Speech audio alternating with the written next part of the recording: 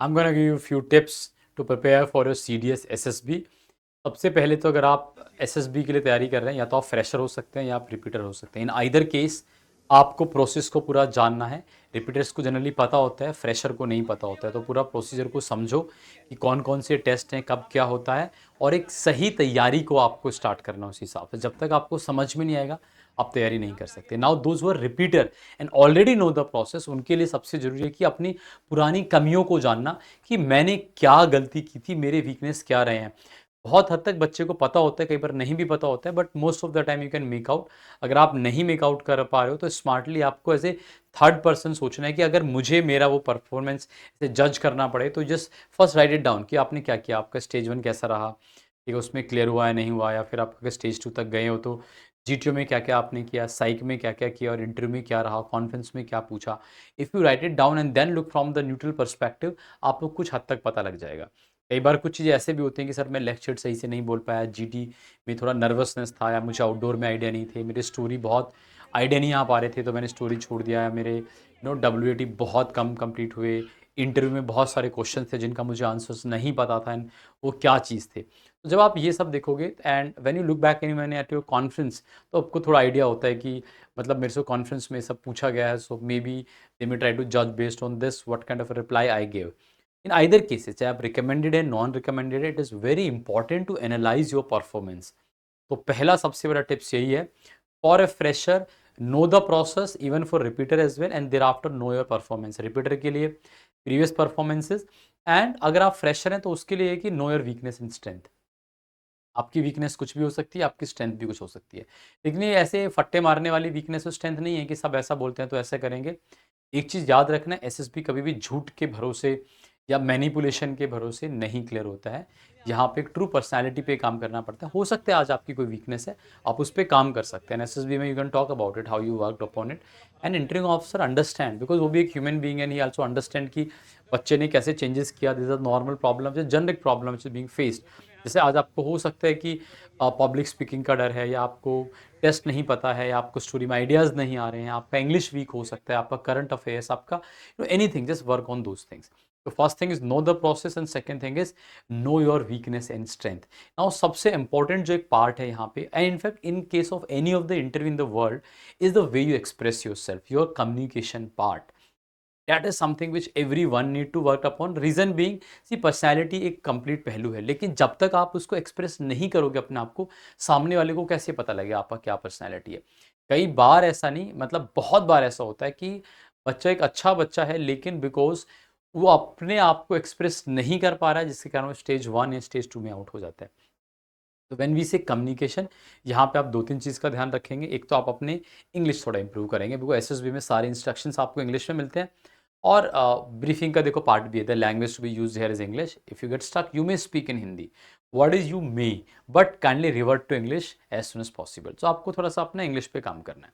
Second thing is आपको public speaking पे काम करना है। कई बार होता है कि बच्चा बोल ठीक ठाक लेता है, कोई प्रॉब्लम नहीं है, समझ तो जनरली इंडिया में सभी को आती है, because we have heard studied and to some or other extend, at least 10th तक तो सब इंग्लिश पढ़ते ही हैं। प्रॉब्लम क्या है, बोलने का किसी कुछ बच्चों को होता है। कई बार क्या होता है कि बोलने का प्रॉब्लम नहीं है, लेकिन लोगों के सामने बोलने का प्रॉब्लम है।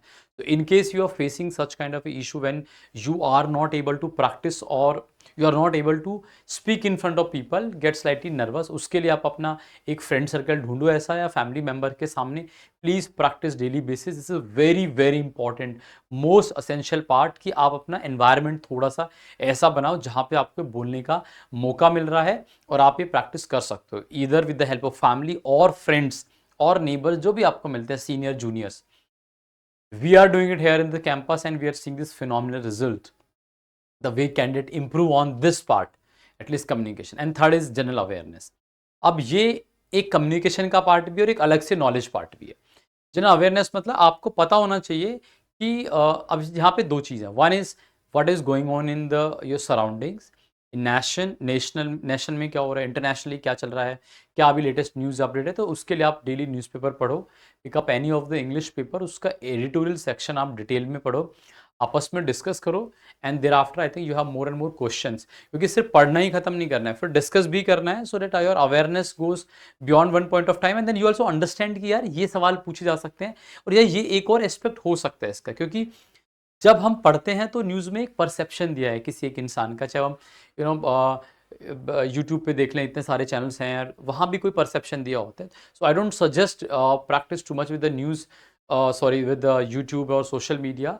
प्रेफर एनी न्यूज़पेपर, बिकॉज वहाँ एटलीस्ट ऑथेंटिसिटी तो है थोड़ा सा, कंपेरेटिव टू यूट्यूब जहाँ पे कोई भी कुछ भी बताया जा रहा है and then thereafter there is no obligation.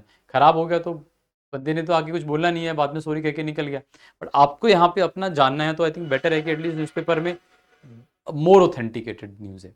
तो ये हो सकता है, लेकिन वहाँ भी एक परसेप्शन है किसी इंसान का, तो वो आपको जब डिस्कस करते हो तो आपको काफ़ी और परसेप्शन जानने को मिलेंगे। इन पे काम करना है और ये मस्ट है।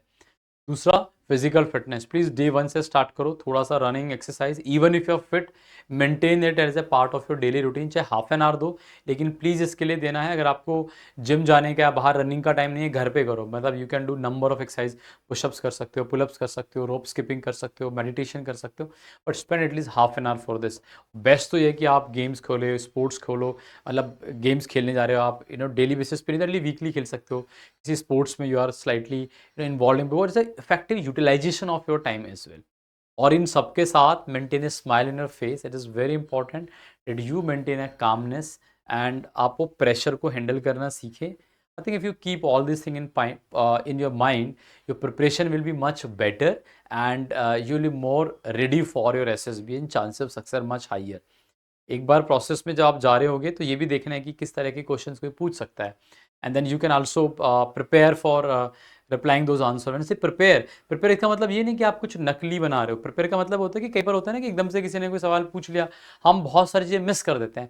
लेकिन इफ आई मेंटली प्रिपेयर कि somebody asked me this question, so I am gonna tell all these things, at least mentally you are more alert and active. So somebody asking those questions in an interview, so your reply will be slightly more genuine, and वो एक चीज़ों को miss out करके नहीं आएगा। फिर भी आपको कोई प्रॉब्लम है, feel free to write down in the comment box. See in the next video, till then जय हिंद, जय भारत।